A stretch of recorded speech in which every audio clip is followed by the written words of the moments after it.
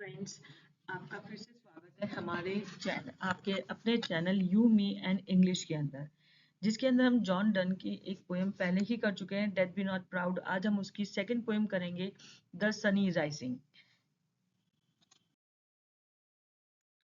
Dear viewers, poem को start करने से पहले हम एक बार पोएट का अबाउट द पोएट समझ लेते हैं कि कौन पोएट है, उनके बारे में क्या है। द सनी राइजिंग के जो ऑथर हैं वो हैं जॉन डन, जो पैदा हुए थे 1571। थोड़ा सा नॉट क्लियर है कि वो 1571 में हुए थे या 1572 इन लंदन में हुए थे। इनकी डेथ हुई थी 31 मार्च 1631 के अंदर at the age of 59, London में ही।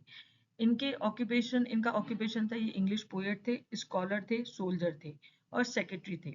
और ये फर्म बिलीवर थे कैथोलिक चर्च के लिए, जिसकी वजह से इन्होंने चर्च ऑफ इंग्लैंड को अटेंड करने के लिए भी मना कर दिया था, रिफ्यूज कर दिया था। लेकिन बाद में ये क्लैरिक इन चर्च ऑफ इंग्लैंड में ये क्लैरिक बने। इन्होंने अपनी हाई स्कूल एजुकेशन, इनकी स्कूल के लिए जो टर्म यूज हुई है वो है एल्मा मीटर, ये कंप्लीट की थी Hertford college, Oxford university of Cambridge से। ये एलिजाबेथन एज से बिलोंग करते हैं। इनका जो जैनर है वो है satire, religious poetry, love poetry, elegy and sermons. इन्होंने अपनी पोएम्स में जो सब्जेक्ट रखा है, थीम रखा है, वो है love, sexuality, religion, death, mortality, faith and soul etcetera. अगर हम लिटरेरी मूवमेंट की बात करें तो ये मेटाफिजिकल पोइट्री मूवमेंट से बिलोंग करते हैं। मेटाफिजिकल पोइट्री क्या होती है, मेटाफिजिकल टर्म क्या होती है, हमने हमारी अलग सेपरेट स्लाइड में बताया है, आप प्लीज प्लेलिस्ट में जाकर चेक कीजिए। इनकी शादी एना मोरे से 1601 में हुई थी, जिससे इनके 12 चिल्ड्रन थे, जिसमें जॉन और जॉर्ज भी इंक्लूडेड हैं। इनकी लाइफ जो है वो फुल ऑफ कॉन्ट्राडिक्शन है। ये बॉर्न हुए थे एज अ कैथलिक, बाद में ये एंग्लिकनिज्म के अंदर कन्वर्ट हुए, उसके बाद ये लॉयर बने, कॉटियर बने और एक पावरफुल क्लैरिक भी बने। इन्होंने अपने ही बॉस की नीस से सीक्रेटली शादी की थी, जिसकी वजह से इनको अपनी जॉब खोनी पड़ी और बाद में ये राइटिंग करियर के अंदर सक्सेसफुल रहे। इनका जो करियर शिफ्ट है वो बहुत ही कॉन्ट्राडिक्ट है। इन्होंने अपने करियर की स्टार्टिंग इरोटिक पोएम्स यानी लव पोएम से करी थी। इनका पहला वर्क था सॉन्ग एंड सोनेट्स, लेकिन कॉन्ट्राडिक्टरी इन्होंने जो लेटर पोएम्स लिखी वो डिवोशनल और स्पिरिचुअल पोएम्स लिखी। इनके जो समर्स थे वो बहुत ही इन्फ्लुएंशियल थे।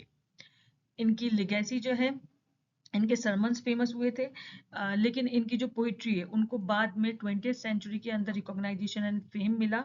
और इनकी जो मॉडर्न सेंसिबिलिटी, इंटेलेक्चुअल डेप्थ और जो इंटेलेक्चुअल विट है, पैराडॉक्सेस है, उनको सेलिब्रेट किया जाता है इनकी पोइट्री के अंदर। इनकी पोइट्री का जो डीप इफेक्ट है वो टी.एस. इलियट जैसे पोइट्स पे पड़ा। जॉन डन को फाउंडर ऑफ मेटाफिजिकल पोइट्री भी माना जाता है, क्योंकि एक प्री एमिनेंट फिगर थे इस मेटाफिजिकल पोइट्री ऑफ स्कूल के।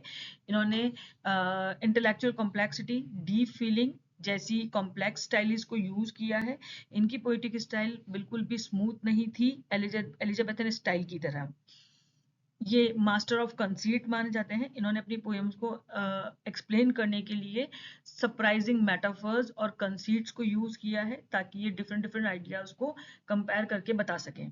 इनकी जो राइटिंग स्टाइल है उसके अंदर इन्होंने अब्रप्ट ओपनिंग को यूज किया है, ड्रामेटिक टोन को यूज किया है, पैराडॉक्सिकली इन्होंने आइडियाज को एक्सप्लेन किया है। पोइटिक टोन इनकी कन्वर्सेशनल थी और एनर्जेटिक थीम को यूज करते हुए इन्होंने अपनी पोएम्स को एक्सप्लेन किया है। ब्रीफ में हम इनके मेजर वर्क्स को देखेंगे। इनके मेजर वर्क्स हैं, जो सबसे पहला वर्क है वो है पोएम्स और सॉन्ग्स एंड सोनेट्स, जो कि पब्लिश हुआ था 1633 के अंदर। ये इनका first edition of Donne's poem collection माना जाता है।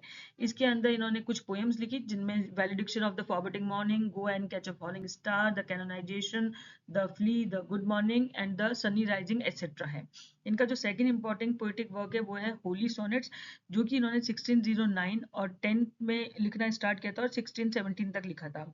इसमें कुछ पोएम्स कंसीडर की जाती है, जैसे कि as due by, many titles, batter my heart, 3% God, death be not proud, holy sonnet 9। इनका जो इनका जो थर्ड पोएटिक कलेक्शन है वो है पोएम्स ऑन सेवरल ओकेजन, जो कि पब्लिश हुआ था 1650 के अंदर। इसके अंदर पोएम आती है, जो पोएम आती है वो है elegy 19 to his mistress going to bed. Poetic collection के अलावा इन्होंने कुछ प्रोज भी लिखा था, जिसके अंदर है डिवोशंस अपॉन एमिग्रेंट्स ओकेजन्स, बायथेनॉट्स, ऐसे इन डिविनिटी, एटसेट्रा। अब किसी भी पोएम को समझने के लिए हमें उसका पोएम का बेस पता होना चाहिए। तो अब हम सनी राइजिंग के बारे में कुछ फैक्चुअल पॉइंट्स को डिस्कस करेंगे। Sunny rising, the sun rising जो पोएम है उसे द सनी राइजिंग के नाम से भी जाना जाता है। ये 30 लाइन की पोएम है जो 3 स्टैंजाज में लिखी गई है। सनी राइजिंग जो फर्स्ट टाइम पब्लिश हुई थी वो जॉन डन की डेथ के बाद 1633 के अंदर पब्लिश हुई थी, under the collection of songs and sonnets के अंदर। इसके सनी राइजिंग का हर स्टैंजा के अंदर rhyming scheme ABBA CDCDEE pattern पे रखी गई है। अगर हम इसके कॉन्टेक्स्ट की बात करें, जो सनी राइजिंग पोयम है उसके अंदर पोएट ने जो प्यार की असीमितता है, जो प्यार है समय से परे होता है, और को बताया है। साथ में उसने सन की अथॉरिटी को चैलेंज किया है और उसने हाईलाइट किया है कि किस तरीके से जो प्यार की जो ताकत होती है, या जो प्यार है वो इन वर्ल्डली कंसर्न और ड्यूटी से बहुत ऊपर होता है। ये पोएम एक मेटाफिजिकल पोएम है, तो इसके अंदर मेटाफिजिकल स्टाइल को यूज किया गया है, जिसके अंदर पोएट ने सॉरी जिसके अंदर पोएट ने विटी पैराडॉक्सेस और ड्रामेटिक आयरनी को यूज करते हुए इंटेलेक्चुअल कंसीट से प्यार की ताकत को कंपेयर किया है कॉस्मिक फिनोमिना से, जिसके अंदर उसने प्यार की इंटीमेसी और यूनिवर्सैलिटी को कंपैरिजन करते हुए एक्सप्लेन किया है। इसकी जो थीम्स हैं पोएम की, वो है desire, love, nature, relationships, spirituality and individualism. इसमें इस पोएम में जो स्पीकर है वो एक पैशनेट लवर है। ये 3 स्टैंजा की पोएम है। पोएम का टेक्स्ट आपकी स्क्रीन पे शो हो रहा है। चाहे तो आप इसे लिख भी सकते हैं, इसका प्रिंट निकाल सकते हैं, बट लेकिन पोएम इन हैंड होना जरूरी है।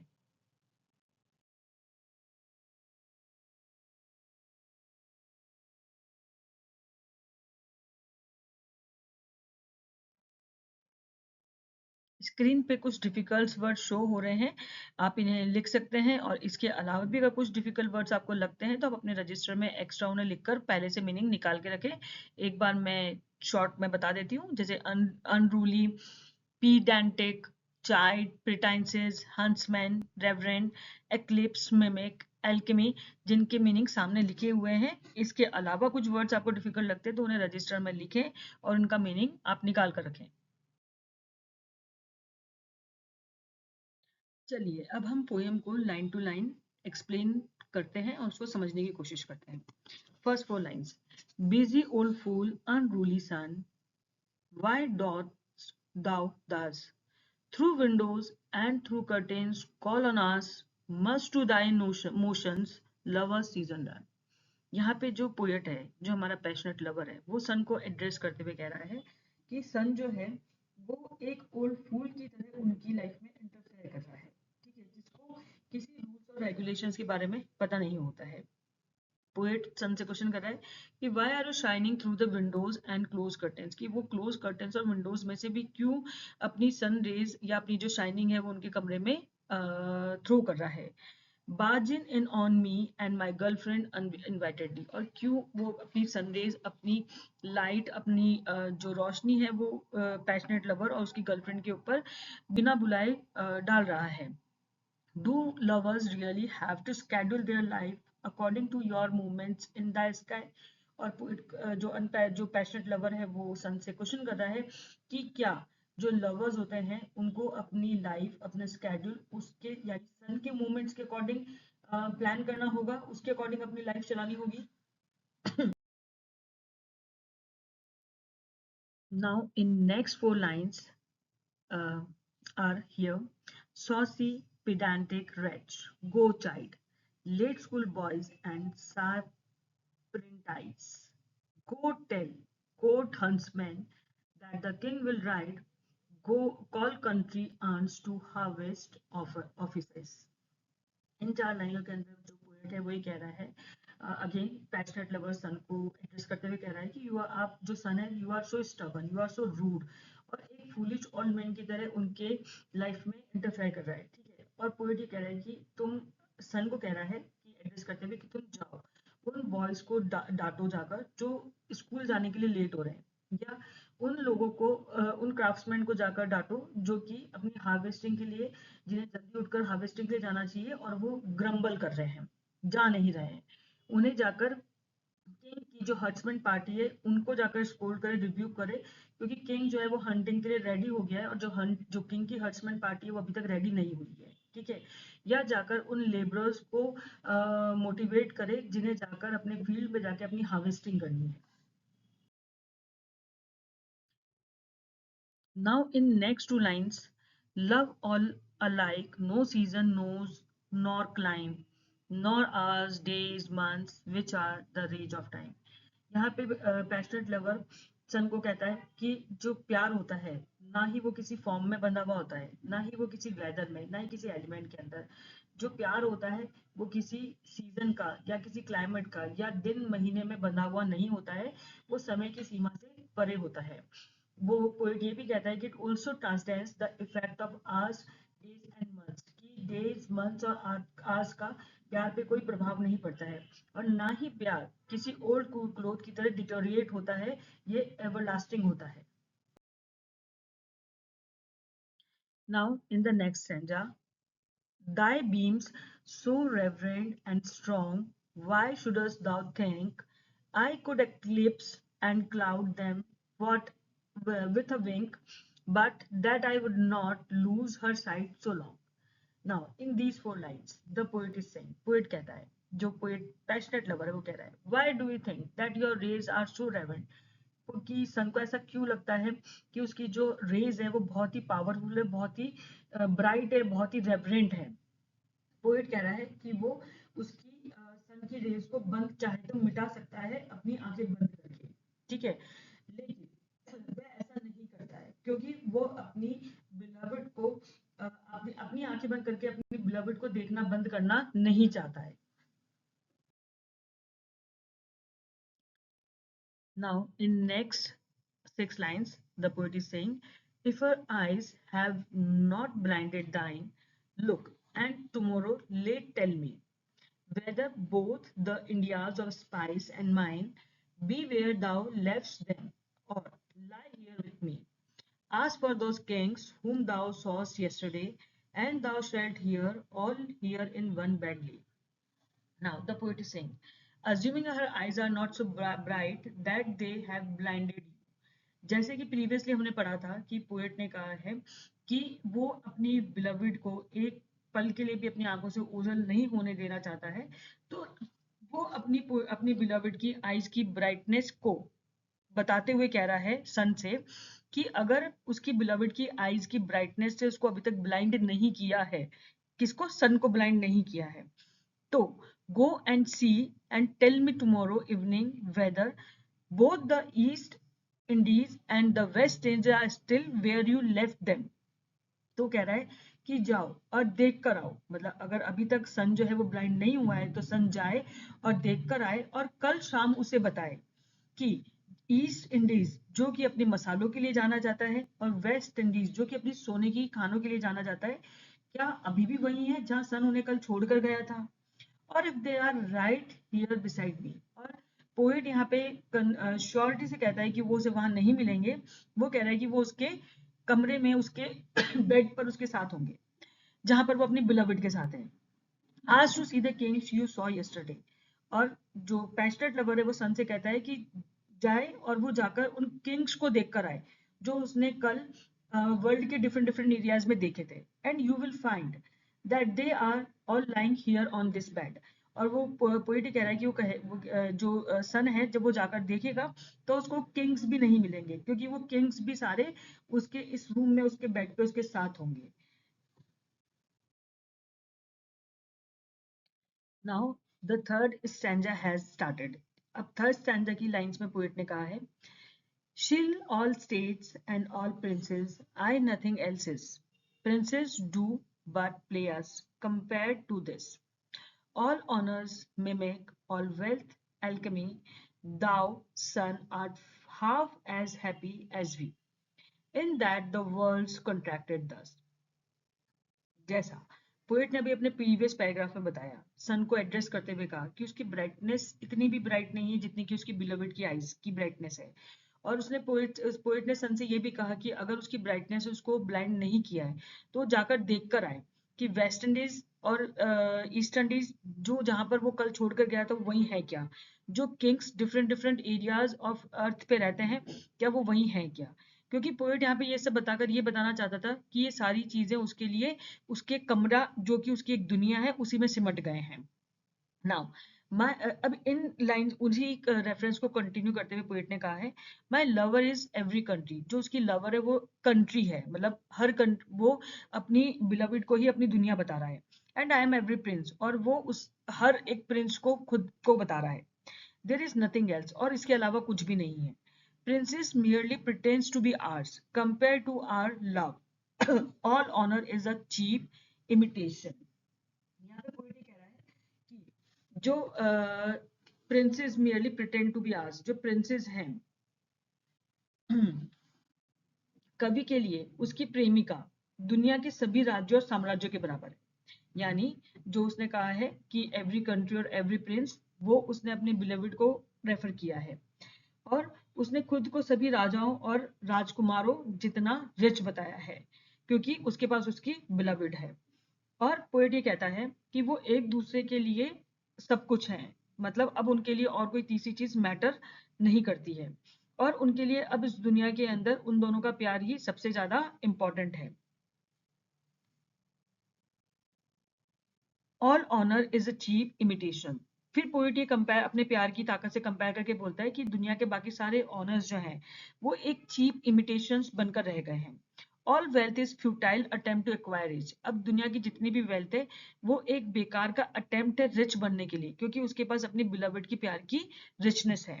यू द सन, फिर वो सन को कह रहा है कि सन तुम, as you are as happy as are that the whole world has been contained with this bottom.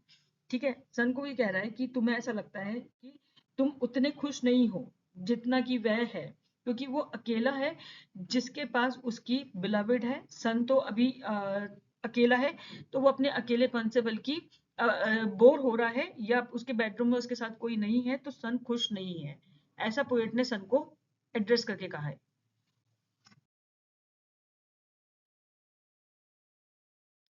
Now, in the last four lines, the poet is saying, "Thine age us is, and since thy duties be warm the world that's done in warming us.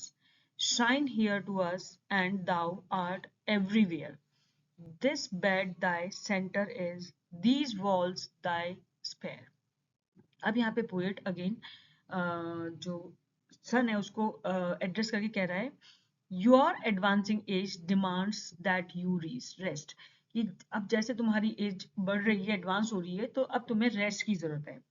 Since your job is to keep the world warm, जैसे कि एक सन की duty होती है world को warm करने की, तो तुम्हारी ड्यूटी बस इतनी ही है। You can do your job by keeping us warm, तुम अपनी ये ड्यूटी हमें वार्म रखकर भी कर सकते हो। यहाँ पे पोएट ने अपने रूम और अपनी बिलविड को पूरी दुनिया बताकर कंपेयर करते हुए कहा है कि अगर सन उनके रूम को या उनको वार्मनेस देता है तो इट मीन सन ने पूरी दुनिया को वार्मनेस दे दी है। By shining on us here, अगर जो सन है वो उन पर शाइन करता है, you can shine everywhere, it means वो पूरे वर्ल्ड पे शाइन कर रहा है, क्योंकि पोएट ने यहाँ पे अपने रूम को पूरी दुनिया से कंपेयर किया है। This bed is your centre, poet ने कहा है कि ये जो बेड है अब यही सन का सेंटर है। And the bedroom walls are the outer limit of the solar system, और इस बेडरूम की जो वॉल्स हैं वो सन के सोलर सिस्टम की आउटर लिमिट्स हैं। विच मीन्स पोएट ये कहना चाहता है कि जिस तरीके से सन एक सेंटर है और सारे प्लैनेट्स उसके चारों तरफ जाते हैं और वो अपने सोलर सिस्टम के अंदर आउटर लिमिट्स तक वार्मनेस और शाइन देता है। अब ये उसका सेंटर, अब लेकिन सन का सेंटर ये रूम और ये बेड है, तो वो इस बेड में अगर वार्मनेस और शाइन करता है तो इट मीन्स उसने पूरे वर्ल्ड के अंदर, पूरे सोलर सिस्टम के अंदर वार्मनेस और शाइन दे दी है।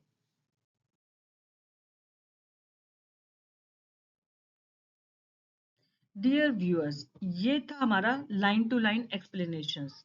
ये आपको कैसा लगा ये आप जरूर हमें बताइएगा कमेंट बॉक्स में कमेंट करके। Thank you so much for watching us on your own channel you me and English के अंदर। अगर आपको हमारे लाइन टू लाइन एक्सप्लेनेशन पसंद आ रहे हैं तो प्लीज हमें फॉलो कीजिए, follow us for such more videos. Please हमें लाइक कीजिए, सब्सक्राइब कीजिए, कमेंट कीजिए एंड शेयर कीजिए और कमेंट में बताइए आपको और कौन सी पोएम्स पे हमारे लाइन टू लाइन एक्सप्लेनेशंस चाहिए। Have a good day friends.